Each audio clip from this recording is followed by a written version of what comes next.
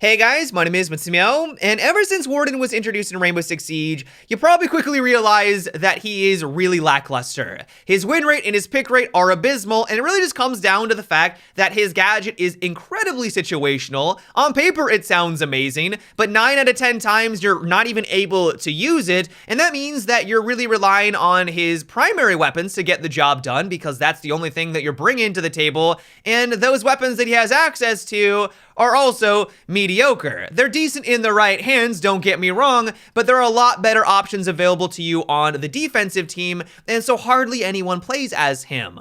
And so I'm happy to say that things are changing dramatically with Warden. Ubisoft is going to be moving him from a 3 armor 1 speed down to 2 armor 2 speed. The only other time I believe that this has happened was with CanCan. When CanCan first came out, he was 3 armor, and because of that, he was lackluster. His gadget requires him to move around the map, placing his gadgets everywhere before the match begins. But with that slow speed, it was very difficult to do so. And as soon as they put him 2 armor 2 speed, it was a significant improvement. One of the biggest things that was holding back Warden was that slow speed. Because when a smoke screen goes down, you need to react to it. You're not the one that's actually placing the smoke screen down yourself, so it's not going to be in the optimal position for you. That means that Warden needs to move. But because he is so slow and clunky, usually that puts you in a precarious situation. Not only because it just takes you so long to get into the right spot, but it also leaves you vulnerable when you're moving from point A to point B. And so by increasing his movement to 2 armor 2 speed, this will hopefully finally put him in a place where he should have been at release. Even when he's not able to use his gadget, because let's be honest, it's still going to be incredibly situational, this is going to be a significant upgrade to Warden. Really, the only reason why people play as 3 armored operators is because of the ACOG. I can almost guarantee that if Ubisoft got rid of that attachment entirely and 3 armored operators no longer had access to it, that those operators' pick rate would plummet substantially. There probably would be some exceptions to this rule, like Maestro because of information gathering, but by and large, I really believe the main reason why people are playing as these characters is because of that attachment. As we all know, Warden does not have access to an ACOG, and so it shouldn't come as a surprise that no one wants to play as him. And so I'm really crossing my fingers that this is finally going to make him a competitive option. The only other upgrade I can think of that Ubisoft could make to him is where when he activates his gadget, he always sees through smoke no matter if he's standing still or if he's moving. Like I said earlier, he has to react to offense placing down a smoke screen. He can't do it himself, and so having that hindrance which requires him to stand still like Glass seems kind of confusing. But I'm hopeful that that isn't necessary at this point. This added movement will not only make his gadget less situational, but will also just help him in the vast majority of his matches. Another operator that is in dire need of an upgrade is Glass. His win rate and pick rate, I think, are on par or even worse than Tachanka, if you can believe that. Like, they are abysmal right now. And so what Ubisoft is doing is that they're increasing his rate of fire from 285 to 380, nearly a 100 RPM increase.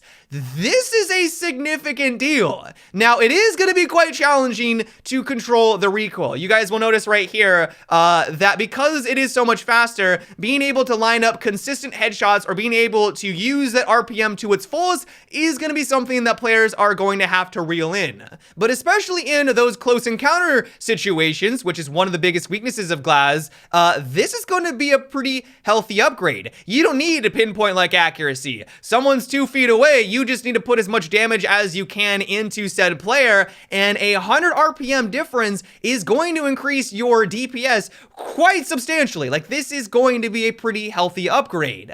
Now, it remains to be seen if this is going to bring his win rate and his pick rate to an acceptable level. Ubisoft has been struggling with Glass basically since the dawn of time of Rainbow Six Siege. He is probably the one operator that has seen more changes than any other in this game, and it's become very clear that balancing a weapon like this is no easy task. And so by increasing the RPM, I know that Glass mains are going to be happy about that, but I don't know if it's actually going to put him in that competitive slot. It remains to be seen at this point. Another adjustment that Ubisoft is working on that has caused a bit of a ruckus in the community is that Twitch is going to be getting a nerf to her primary weapon, where it's going to lose 5 rounds in its mag. It's going from 30 rounds down to 25. Now, a lot of people are saying that this is the wrong direction to nerf Twitch. They should just do what they did with Ashe and remove access to the ACOG, and that would not only just still make her desirable, but make her less effective at long range. Other people are saying that this is simply just not going far enough. Now, for me personally, the reason why I think that this is a halfway decent adjustment is if we take a look at Hibana. Her primary weapon is really strong. It has a high rate of fire, it hits really hard, but the downside is that you don't have a lot of rounds at your disposal.